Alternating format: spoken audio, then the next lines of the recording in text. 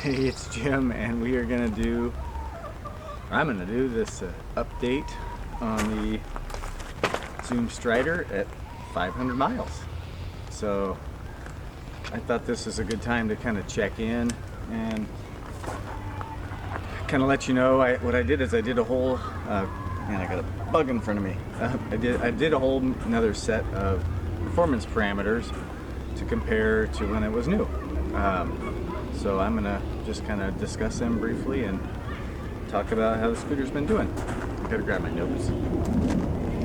So, as you know, before I did acceleration, braking, and range tests. I did the same thing this time, same setup, and I'm gonna compare some of the numbers. So, for acceleration to 100 feet, I got it 0.3 miles per hour slower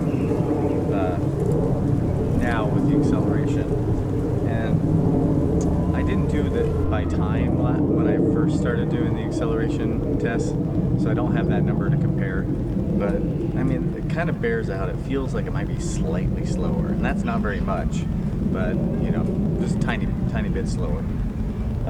Braking, I did the braking test again, and it still was almost exactly the same. I got a little over 70 feet when I did, and this is from full speed, thumb brake only, not using the scuffer brake.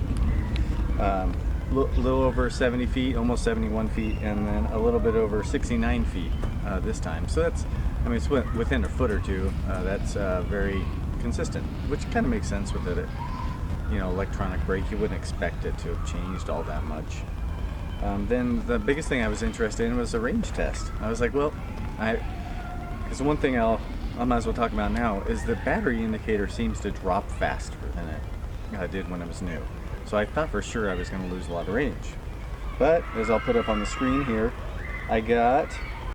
Hey, it's Jim, and I'm going to do my 500-mile range test on the old Zoom Stryder here. And I'm going to show you the odometer.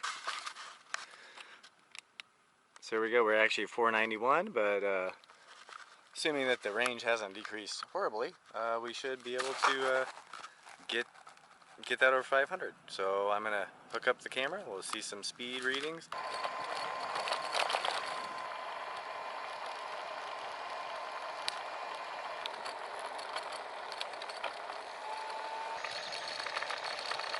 So it started. There it goes. It cuts out. Cutting out. And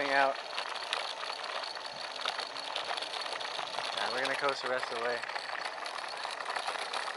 There's somebody coming. Yeah.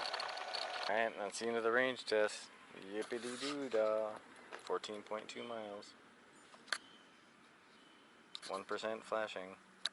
Oh, let's see where we're at. 505.4. 12.8 miles of range this time, and I think my average, I'll have to put on, I'll have it on the screen. I think it was a little under 12 before. So that was very surprising to me.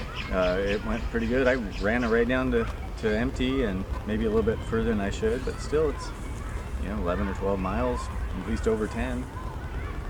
I was surprised about that. I did recharge it, and it took less than 3 hours. That's one nice thing about the Zoom Stryder. It has that 3.5 amp charger. So it just charges your battery a lot faster than most of the 2 amp chargers. But the interesting thing is it took 250 watt hours to recharge the battery, while the battery itself is only 220. And I think that could be with the higher amp charger. Maybe it draws a little more of its own power. And that's not a huge, I mean, that's like a penny difference, so it's not like that big of a deal, but just kind of an interesting thing to note. The one other thing I've noticed on the positive with the Zoom Stryder is it seems to have gotten more comfortable. I think like this rear suspension, it is adjustable. It's really soft, so it's actually more comfortable to ride than it was when it was new. And kind of on the flip side of that, the tires have begun to wear. And I'm going to grab my other camera here in a second, and I'll just do that right now, so I can go over some of these parts of the scooter and things that I'm seeing, and you can see how it's held up. All right, so as I say, I'm going to go through some of the things and just show you up close on how the scooters have been holding up. But the one thing I wanted to point out here, get my shadow out of the way, is you can see there's some wear in the center part of the tire. And you can see those little knobby parts have worn out.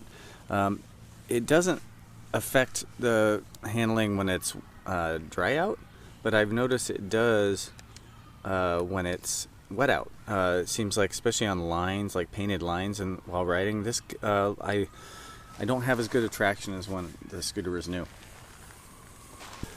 I just want to note here how the grip tape and how everything is held up.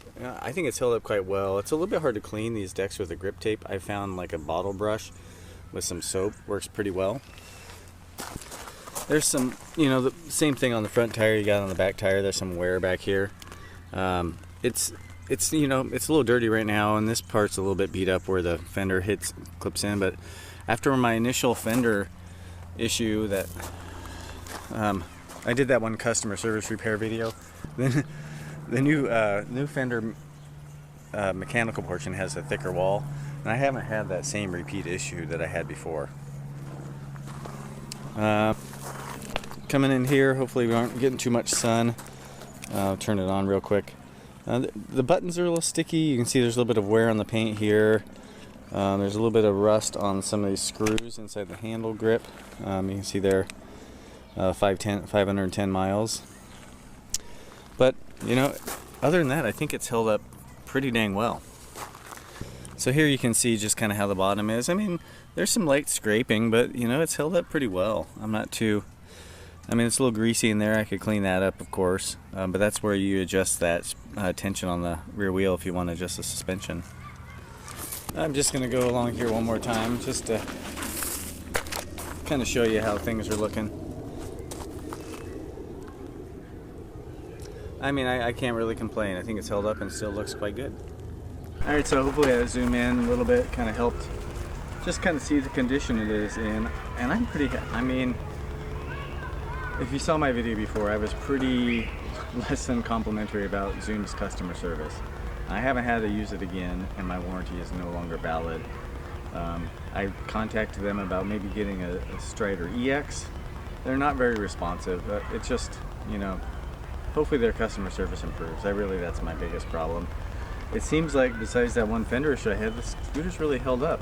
Yeah, the motor's kind of loud, and the range isn't awesome, and it's not nearly as fast as they say, but still it's pretty fast. I'm still getting 17 or 18 miles an hour.